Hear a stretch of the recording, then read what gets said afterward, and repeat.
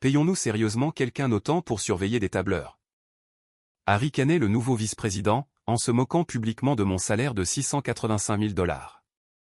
Je les avais pourtant clairement mis en garde, au sujet d'une clause spécifique et cruciale de mon contrat, mais ils n'en ont pas tenu compte. Dès le lendemain matin, l'entreprise découvrait son erreur à 850 millions de $. Je m'appelle Russell Parker.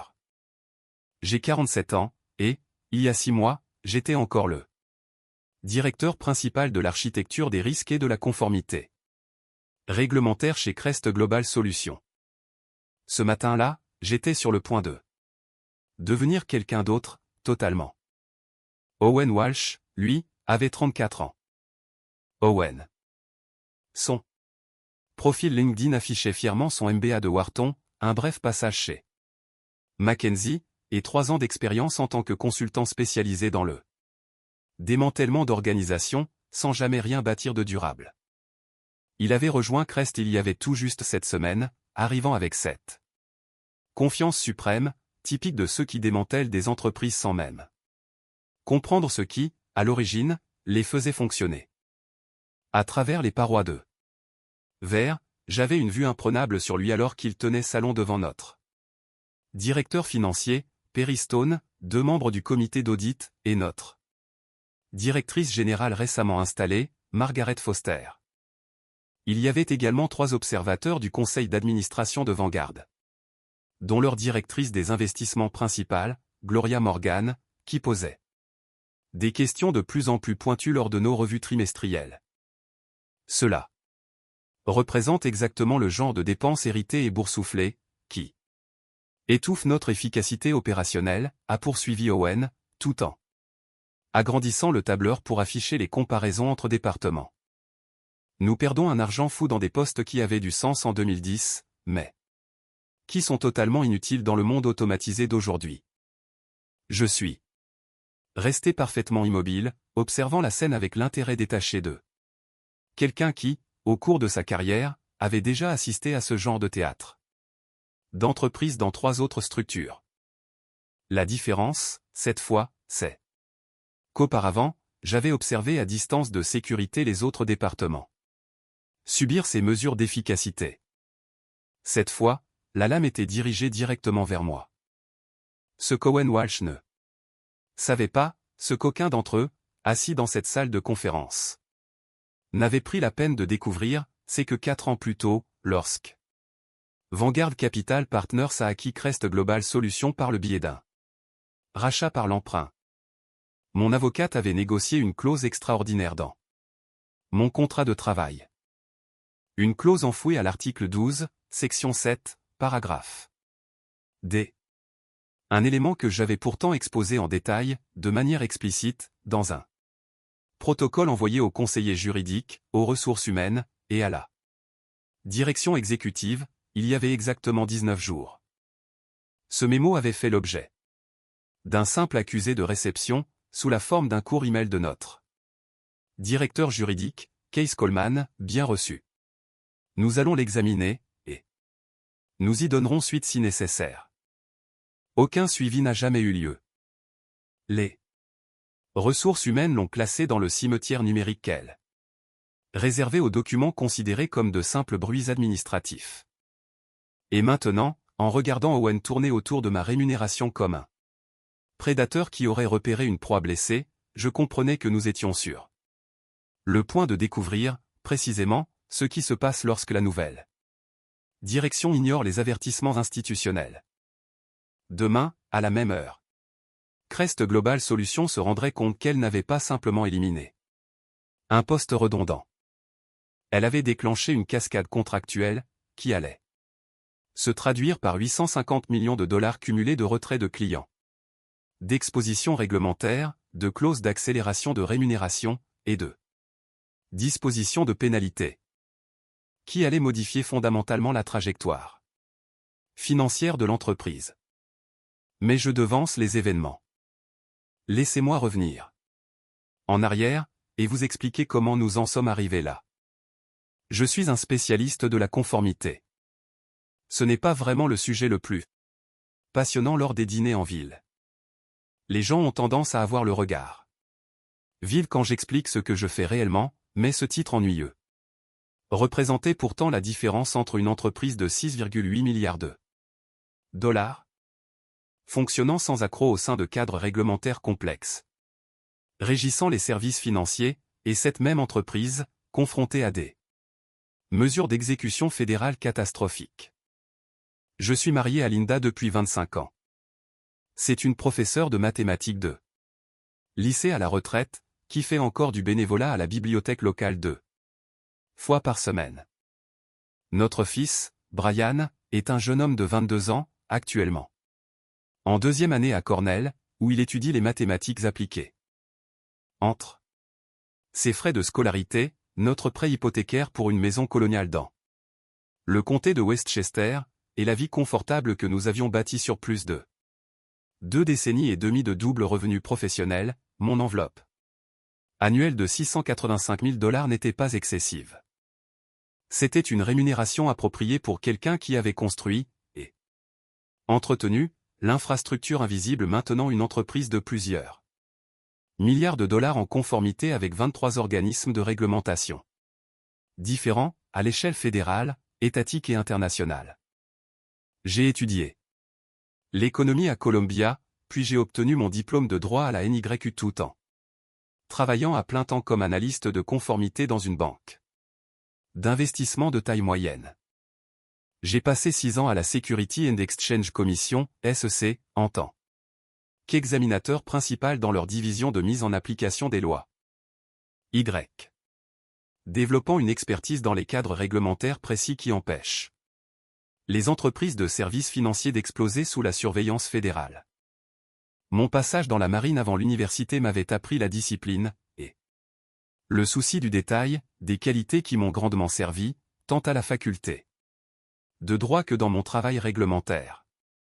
Crest m'a débauché chez un concurrent direct en 2005, pile au moment où le paysage réglementaire de la pré-enron redessinait l'ensemble du secteur, et où les entreprises cherchaient désespérément des personnes comprenant à la fois la lettre et l'esprit du nouvel environnement d'application des lois.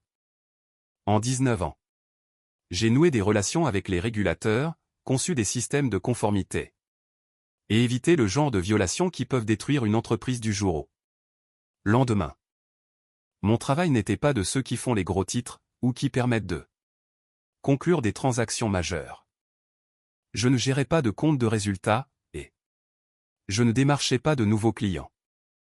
À la place, je concevais, et je maintenais, l'architecture complexe de conformité qui permettait à tout le reste de fonctionner, réglementation de la SEC, surveillance de la FINRA, commissaire bancaire des États, cadres internationaux de confidentialité des données, protocole de lutte contre le blanchiment d'argent, statut de protection des consommateurs.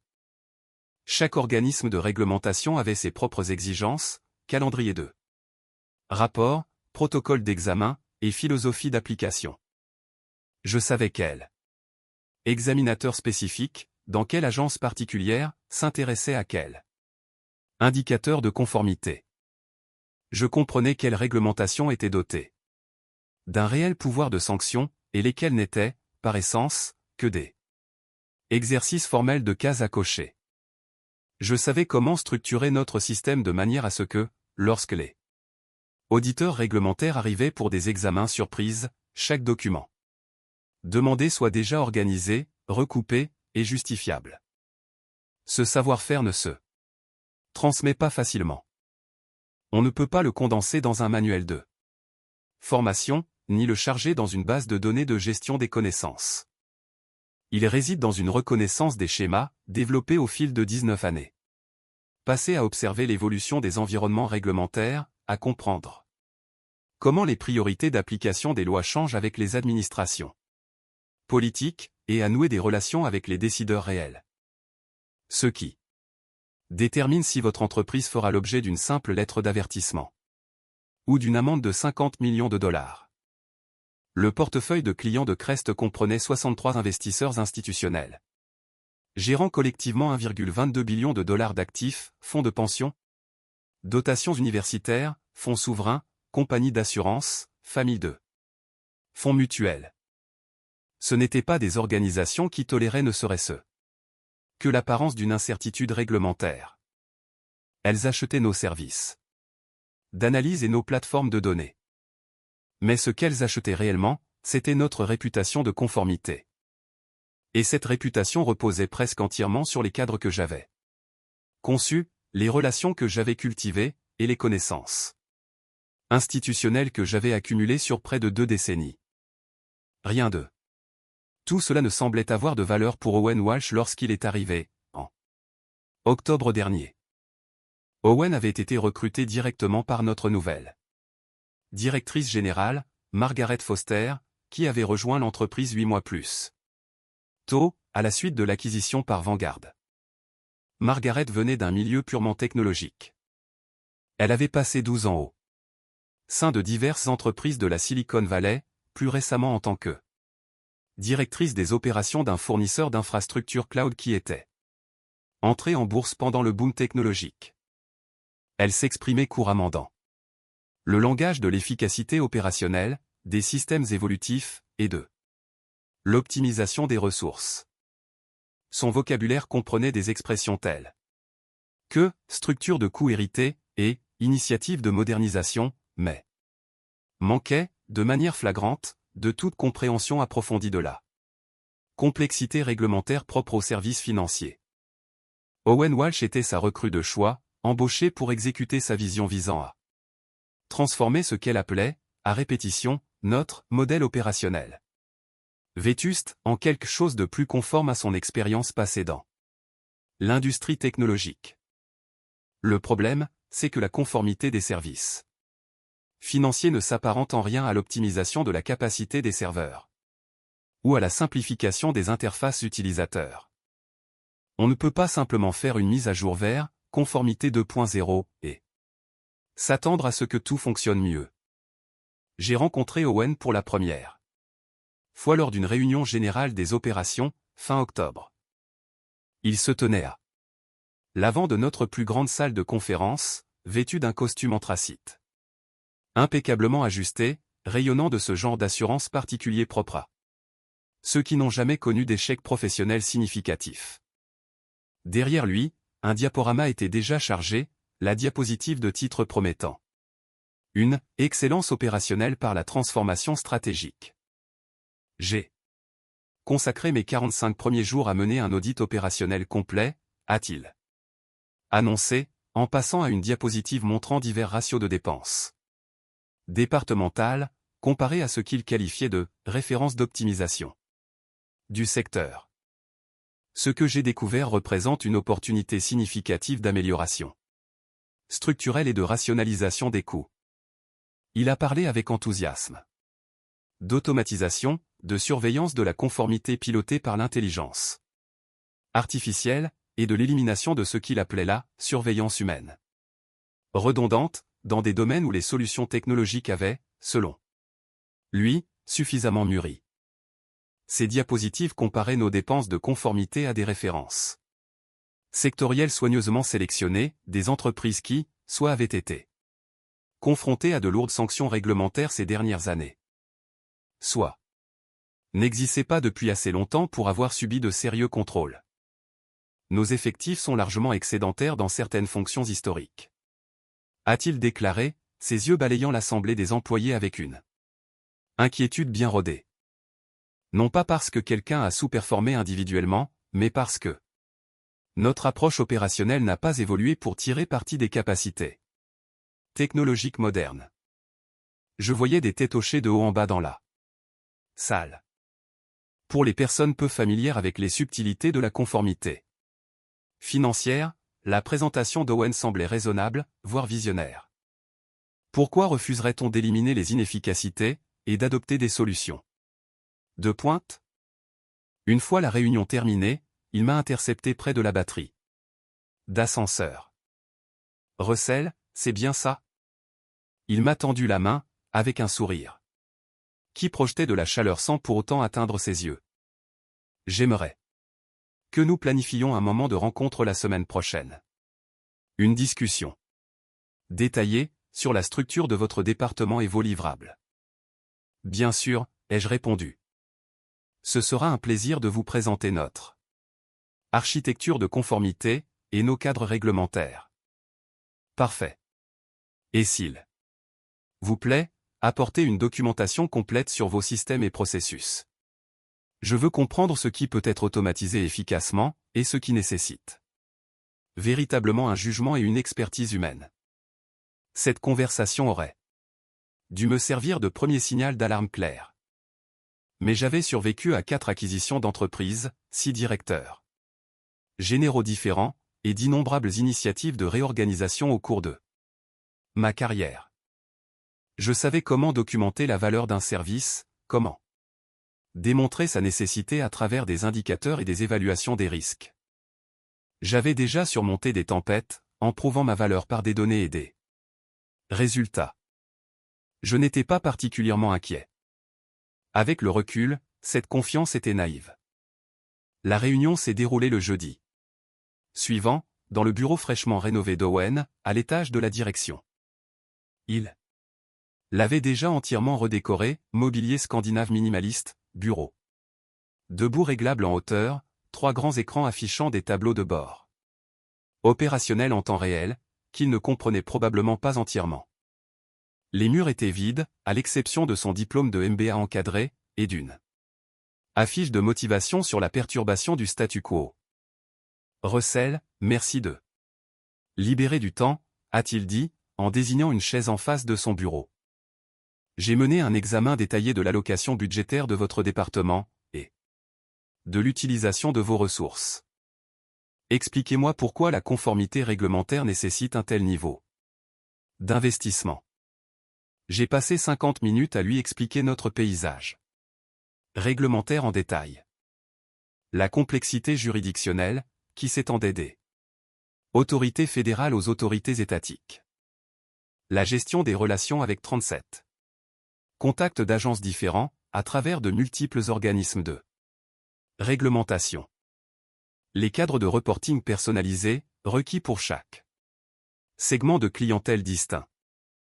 Les protocoles de préparation aux audits qui nous avaient permis d'éviter toute violation et toute pénalité, pendant 11 années consécutives. Owen hochait la tête périodiquement, prenant des notes sur sa tablette, posant des questions qui semblaient initialement réfléchies, mais qui révélaient progressivement des lacunes fondamentales dans sa compréhension de notre réalité opérationnelle.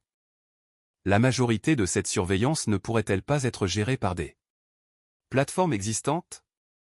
A-t-il demandé, à peu près à la moitié de ma présentation. On m'a présenté plusieurs prestataires proposant des solutions de conformité basées sur l'IA, pour une infime fraction des coûts de personnel actuels. Ces plateformes sont des outils utiles, ai-je expliqué patiemment. Elles sont efficaces pour l'agrégation de données, le tri initial, et la génération de rapports automatisés. Mais, dans les services financiers, la conformité réglementaire ne se résume pas à cocher des cases sur des formulaires de type standard. Elle exige de prendre des décisions dans des zones grises, là où les réglementations se chevauchent ou entrent en conflit. Elle nécessite de gérer les relations humaines lorsque surviennent des problèmes qui demandent une discussion contextuelle, plutôt que des réponses automatisées. Elle requiert des connaissances institutionnelles, permettant de savoir comment les différents régulateurs priorisent leurs préoccupations en fonction des tendances actuelles de mise en œuvre de la loi. Donnez-moi un exemple concret, a-t-il dit, en se penchant en arrière dans son fauteuil ergonomique. L'année dernière, nous avons identifié une anomalie de déclaration de données avec l'un de nos clients de fonds de pension, l'Ohio State Teacher Retirement System. Les chiffres bruts dans leur déclaration répondaient, techniquement, aux exigences réglementaires. Mais j'ai remarqué une incohérence de schéma, qui suggérait une erreur de calcul dans les systèmes de leurs prestataires en amont, et non dans nos données. Un système automatisé aurait tout signalé comme conforme, et serait passé au point d'examen suivant. J'ai fait une pause, pour le laisser assimiler. Au lieu de cela, j'ai appelé directement leur directeur de la conformité, je lui ai présenté mon analyse, et nous avons découvert qu'ils avaient un problème d'intégration de prestataires. Ce problème se serait transformé en une violation majeure de la loi ERISA sous 90 jours s'il n'avait pas été corrigé. Ils ont grandement apprécié cette intervention. Ils ont renouvelé leur contrat pour 4 ans et ont augmenté leur niveau de service pour inclure du conseil élargi en conformité. Ce compte génère 18 millions de dollars de revenus annuels. Plus important encore, cela a renforcé notre réputation sur le segment du marché des fonds de pension publique, ce qui a permis d'acquérir 3 clients supplémentaires au cours des 18 mois suivants, pour une valeur combinée de 45 millions de dollars. De plus, Owen a pris une autre note sur sa tablette. Étude de cas intéressante, mais cette approche est-elle viable alors que nous développons nos activités? Pouvons-nous vraiment nous permettre d'avoir du personnel de direction qui prend des décisions individuelles sur chaque anomalie potentielle? Ce mot, viable, est devenu son arme de prédilection au cours des semaines suivantes.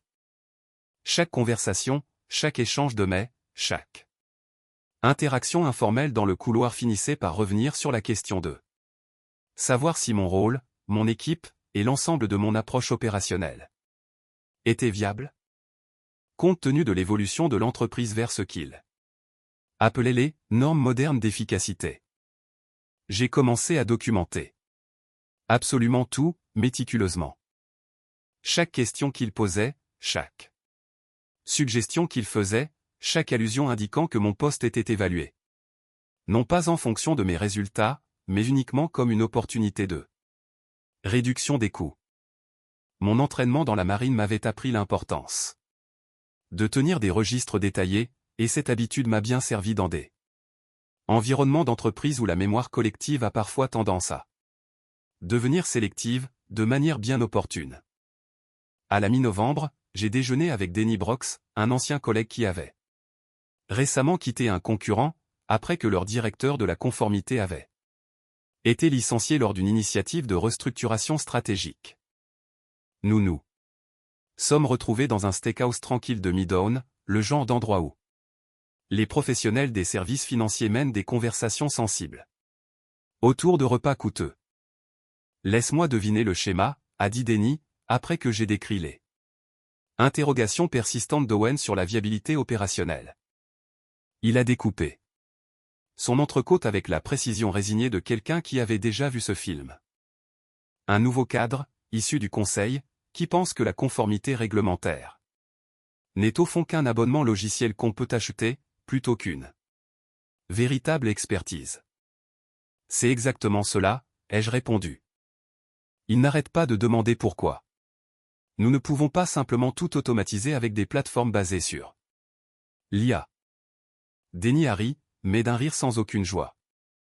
Russell, ils ont licencié notre directrice il y a 4 mois, pour la remplacer par un manager moins expérimenté et une plateforme technologique à 200 000 $ par an. Tu veux savoir ce qui s'est passé le mois dernier? Raconte. La FINRA s'est présentée pour un contrôle surprise de routine. Ils ont trouvé 23 lacunes de documentation, 9 incohérences de reporting, et 3 violations majeures potentielles. Nous faisons maintenant face à des sanctions financières s'élevant à 8 chiffres. De plus, nous avons perdu 3 clients institutionnels majeurs, qui ont tous cité des préoccupations de conformité dans leur lettre de résiliation de contrat. Il s'est interrompu pour prendre une gorgée de vin, laissant le temps aux implications de faire leur effet. La directrice que nous avons licenciée avait pourtant essayé de les mettre en garde, lors de son entretien de départ. Elle avait documenté absolument chaque risque, par écrit. Ils s'en moquaient, parce qu'ils économisaient 450 000 $ par an sur son salaire et ses avantages sociaux. Aujourd'hui, ils font face à 30 millions de dollars d'amende réglementaire, et à 60 millions de dollars de perte de revenus supplémentaires, à cause du départ de ses clients. Je suis retourné au bureau en voiture, tout en réfléchissant à cette conversation, et à ce schéma si prévisible des organisations qui confondent réduction des coûts et efficacité stratégique. Ces entreprises finissent Toujours par apprendre la même leçon, à la dure, certains rôles ne peuvent pas être supprimés au nom de l'optimisation, sans entraîner des conséquences catastrophiques. Ce soir-là, j'ai sorti mon contrat de travail du classeur de notre bureau à domicile, et je l'ai relu attentivement pour la première fois. En 4 ans. Linda corrigeait des copies dans le salon, pendant que j'étalais les documents sur mon bureau, sous la lueur chaleureuse de ma lampe de lecture. L'article 12. Section 7, paragraphe D m'a pratiquement sauté aux yeux. Cette formulation avait été négociée par mon avocate, Carole Fischer, lors du processus d'acquisition par Vanguard. À l'époque, l'équipe d'audit préalable du fonds d'investissement privé avait identifié un risque significatif de personnes clés, concentrées sur mon poste spécifique. La formulation contractuelle constituait leur mécanisme de protection, un moyen de garantir que, si mes connaissances institutionnelles venaient à disparaître, soudainement, il y aurait des conséquences financières suffisamment lourdes pour décourager les décisions de gestion imprudentes. La clause précisait que si mon poste était supprimé, ou restructuré de manière substantielle, sans respecter des protocoles spécifiques, incluant une période de transition de 240 jours. L'approbation formelle du conseil d'administration, des plans documentés d'atténuation des risques et des procédures de notification aux clients, cela déclencherait l'accélération automatique de toutes les rémunérations différées, des attributions d'actions non acquises et des primes de performance liées aux mesures de rétention de la clientèle accumulées tout au long de ma carrière au sein de l'entreprise. Plus important encore, elle incluait des clauses de pénalité si mon départ venait à perturber les contrats de nos clients. Plusieurs de nos plus grands clients institutionnels disposaient de clauses contractuelles de continuité, exigeant une notification préalable et une approbation de tout changement concernant le personnel de direction de la conformité. Ces clauses n'étaient pas de simples suggestions, ni des préférences. C'étaient des droits contractuels assortis de clauses de résiliation, permettant aux clients de rompre leur contrat sans pénalité si ces conditions n'étaient pas respectées. J'avais pourtant averti Vanguard de ces complexités pendant la phase d'audit préalable à l'acquisition. Ils avaient conçu ces protections spécifiquement, car leur analyse financière démontrait clairement ce qui se passerait si les connaissances institutionnelles, concentrées dans des rôles clés, disparaissaient soudainement, sans planification adéquate de la relève. Mais cela remontait à 4 ans.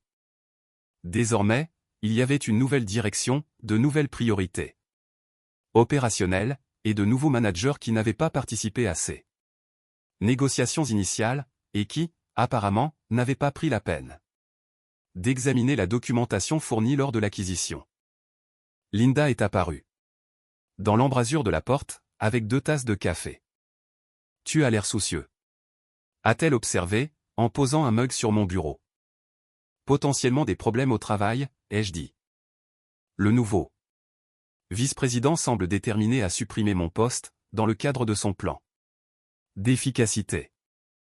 Elle s'est assise sur la chaise en face de mon bureau, à l'endroit même où nous avions discuté des candidatures universitaires de Brian II. En plus tôt. Est-ce que tu t'inquiètes de trouver un autre emploi? Ta réputation dans le secteur est solide. Ce n'est pas une question de retrouver un poste, Linda. C'est une question de leur faire comprendre ce qu'ils sont réellement en train de supprimer.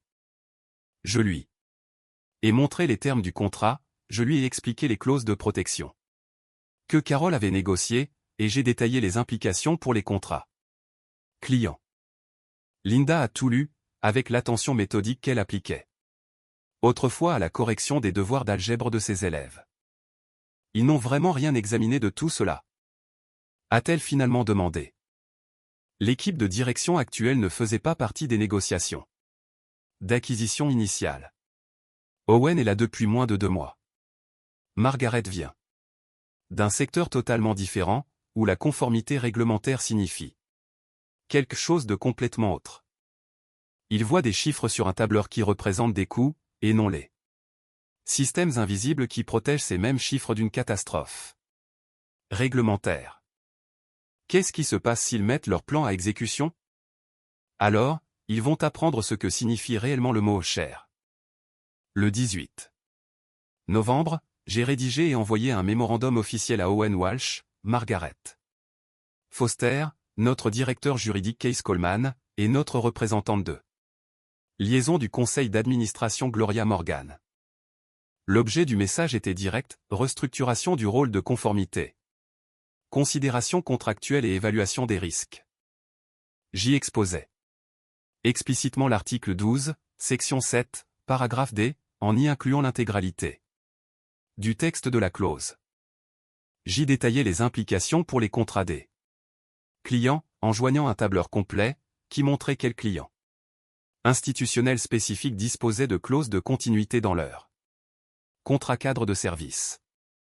J'ai inclus une évaluation détaillée des risques, projetant notre exposition potentielle si mon rôle venait à être éliminé sans respecter les protocoles contractuels.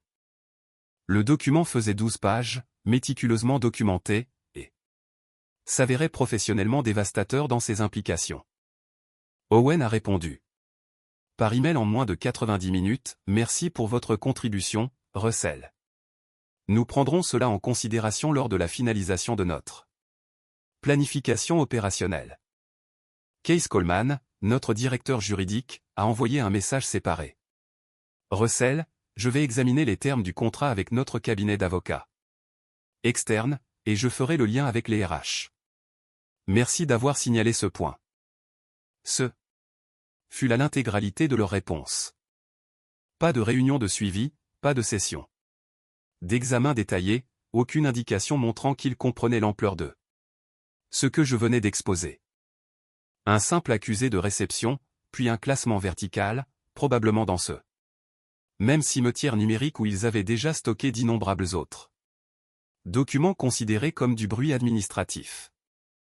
3 semaines plus tard, j'ai reçu une invitation dans mon calendrier, qui a confirmé mes pires soupçons.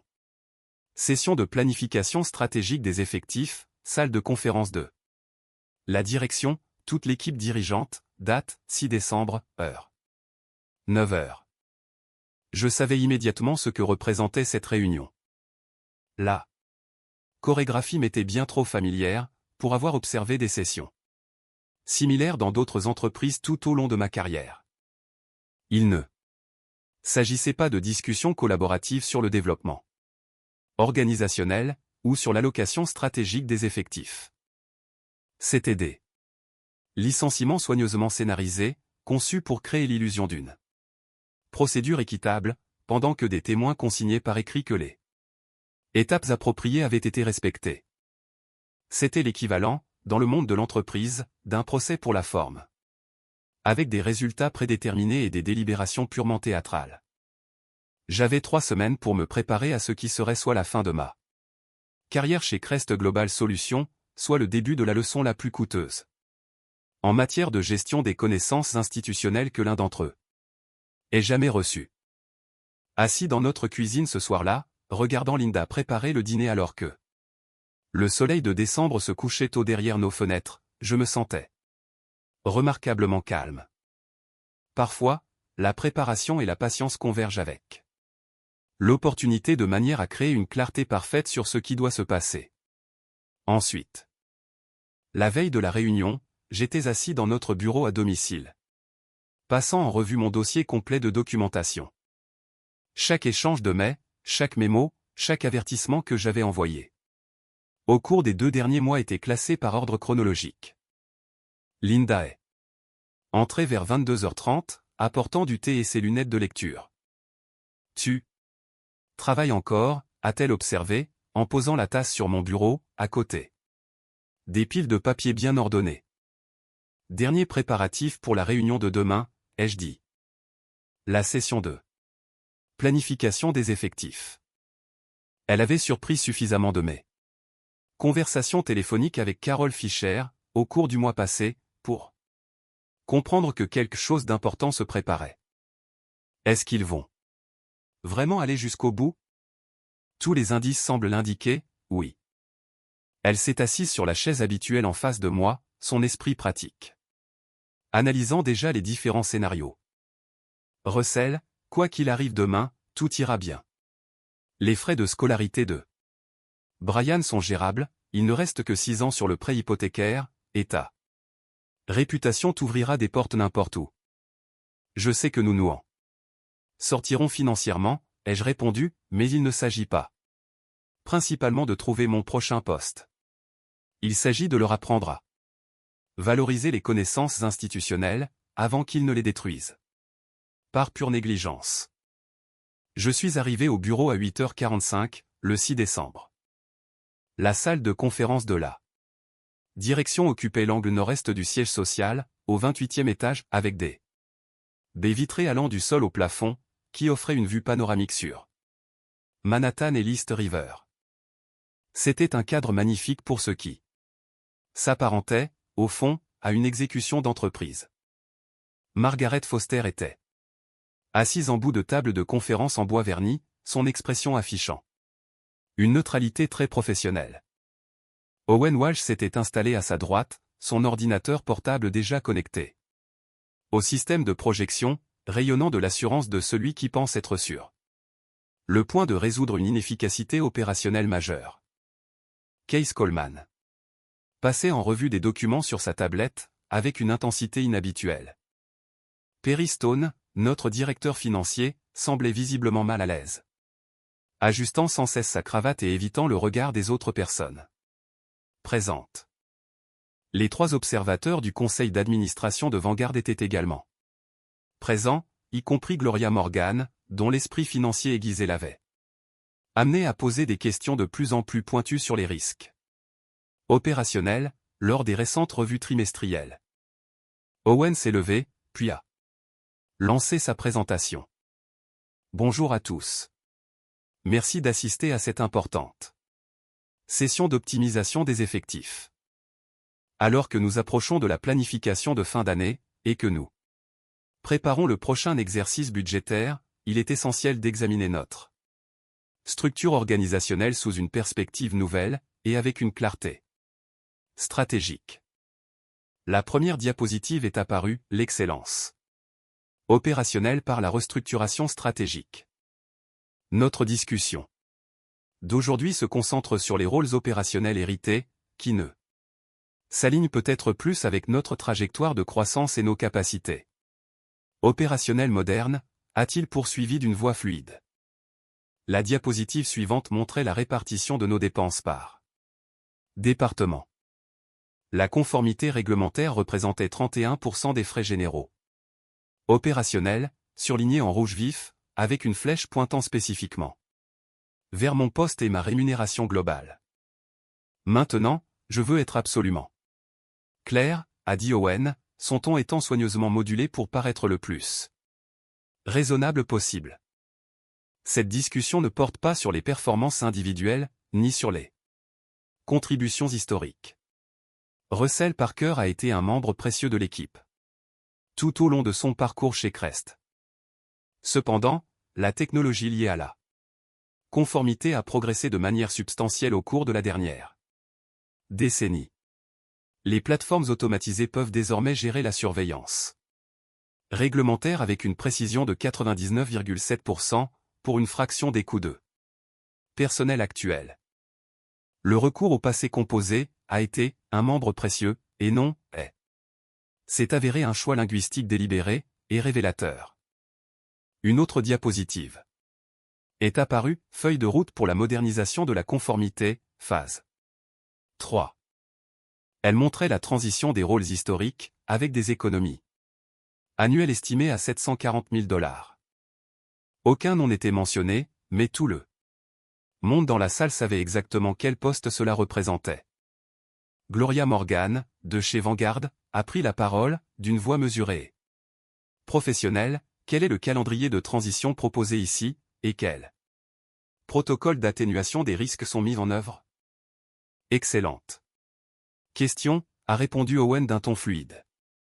Nous proposons une période de transfert des connaissances de 90 jours vers notre nouveau responsable de la conformité, avec une transition complète vers les systèmes de surveillance automatisés d'ici le 1er mars. 90 jours, et non les 240 jours explicitement requis par mon contrat. Case. Coleman a légèrement levé la main. Avons-nous mené un examen approfondi des implications contractuelles de cette restructuration? Les RH ont confirmé que tous les contrats de travail incluent des clauses de licenciement standard. Sans préavis et sans motif, a déclaré Owen avec assurance. Il s'agit d'une décision légitime d'efficacité commerciale, relevant pleinement de notre autorité opérationnelle. Ce sont des dispositions standards. Il n'avait manifestement pas lu l'article 12, section 7, paragraphe D, ou bien il l'avait lu mais en avait fondamentalement mal compris les implications. Y. A-t-il d'autres questions avant de passer aux détails de la mise en œuvre? A. Demandait Owen, balayant la pièce du regard avec une confiance éprouvée. J'aurais pu rester silencieux. J'aurais pu les laisser poursuivre leur présentation, signer les documents qu'ils avaient préparés, accepter leur indemnité de départ, et les laisser se féliciter mutuellement pour leur leadership décisif et leur efficacité opérationnelle. Mais parfois, la réponse tactique la plus efficace est celle que personne n'anticipe. Je me suis levé lentement, j'ai plongé la main dans mon porte-documents en cuir. Et j'ai posé une enveloppe Kraft scellée directement devant Margaret Foster. J'aimerais faire gagner à tout le monde un temps considérable, ainsi que d'importants frais juridiques, ai-je dit calmement. Un silence total s'est installé dans la pièce. L'expression confiante d'Owen a vacillé un bref instant. Tel un signal de télévision subissant des interférences. Russell, il n'y a pas lieu de faire des gestes théâtraux, a dit Margaret, tentant de garder le contrôle de la réunion. Nous n'avons pas encore discuté des mesures d'accompagnement pour la transition, ni des modalités d'indemnisation. J'ai retiré mon badge d'accès au bâtiment et mes identifiants de sécurité de mon portefeuille, puis je les ai posés avec précision sur l'enveloppe. Le choc du plastique contre le bois verni a produit un bruit sec, qui a semblé résonner dans le silence soudain. À l'intérieur de cette enveloppe se trouve ma démission, avec effet immédiat, ai-je dit, en fixant Margaret du regard. Vous y trouverez également une copie de l'article 12, section 7, paragraphe D2. Mon contrat de travail, accompagné d'une analyse détaillée rédigée par mon avocate, concernant l'exposition contractuelle et les implications pour les contrats de nos clients. Je pense que votre équipe juridique voudra examiner ces documents très attentivement, et très rapidement. Case Coleman avait déjà tendu la main vers l'enveloppe. Il l'a ouverte avec la précision minutieuse de quelqu'un qui manipule des matières potentiellement explosives. Il a parcouru la première page, puis s'est rendu à l'extrait de contrat que j'avais surligné. J'ai vu son visage se transformer progressivement, ses yeux se sont agrandis, sa mâchoire s'est crispée, et ses traits ont légèrement pâli à mesure que les implications lui apparaissaient clairement. Qu'est-ce que cela dit? A demandé Margaret, d'une voix désormais tranchante, sa neutralité professionnelle s'effondrant visiblement. Case a regardé Owen, puis Gloria Morgan, avant de reporter son regard sur les documents. C'est une clause de protection de personnes clés. Si le poste de Russell est supprimé, ou fait l'objet d'une restructuration substantielle sans une période de transition de 240 jours et l'approbation formelle du conseil d'administration.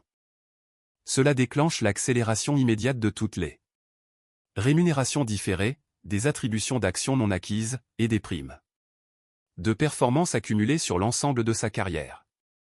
La pièce est redevenue totalement silencieuse, à l'exception du léger bourdonnement du système de climatisation du bâtiment, et du bruit lointain de la circulation de Manhattan, loin en dessous. De quel montant d'accélération parlons-nous? A demandé Perry Stone, la voix tendue. Case lisait toujours, son doigt suivant les lignes de texte avec une inquiétude croissante. 14. En de primes de performance différées, indexées sur les mesures de rétention de clientèle et la valorisation de l'entreprise, des ajustements d'actions liés aux conditions d'acquisition par Vanguard, plus. Il s'est interrompu pour lire De manière encore plus attentive, point plus des clauses de pénalité s'y sont. Départ entraîne des perturbations dans les contrats avec les clients. Plusieurs clients institutionnels majeurs disposent d'un droit de résiliation. Si le personnel de direction de la conformité change sans notification préalable et approbation appropriée.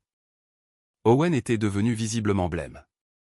Cela ne figurait pas dans le dossier de synthèse des RH. Les RH n'examinent pas les clauses de protection des cadres dirigeants, a dit Case à voix basse.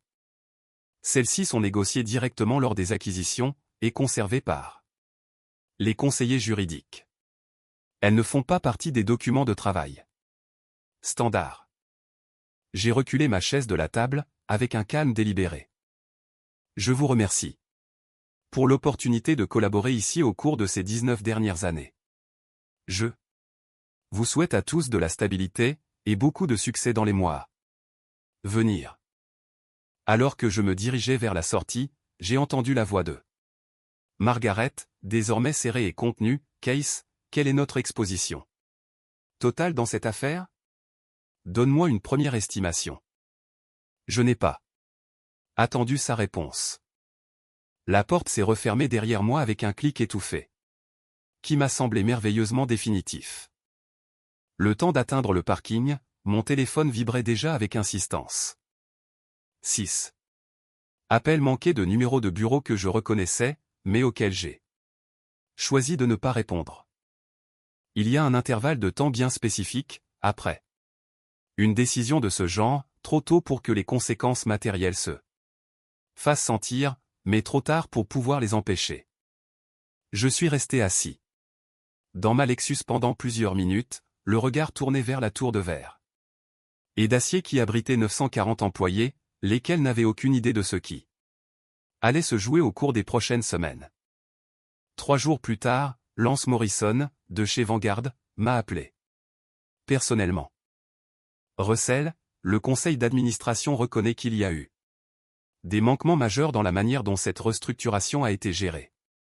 Nous aimerions régler cette situation de façon efficace.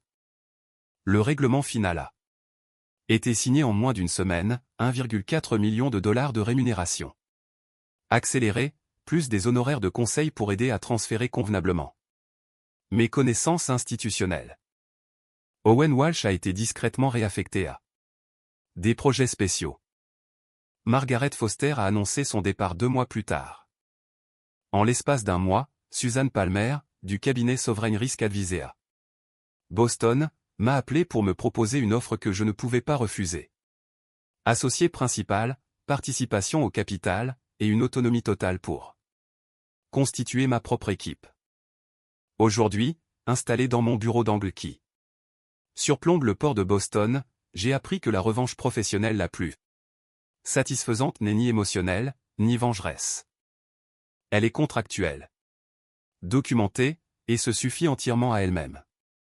Parfois, il faut accepter de s'éloigner de tout ce que l'on a construit, pour découvrir sa véritable valeur. Et lorsque l'on trouve enfin des personnes qui vous considèrent comme la solution, plutôt que comme le problème, on sait que l'on a pris la bonne décision. La véritable leçon ici ne concerne ni les contrats, ni la vengeance. Elle réside dans le fait que votre vraie valeur ne devient limpide que lorsque quelqu'un tente de s'en débarrasser. Parfois, l'apprentissage le plus coûteux qu'une entreprise puisse recevoir consiste à comprendre la différence entre ce que coûte une chose et ce qu'elle est réellement.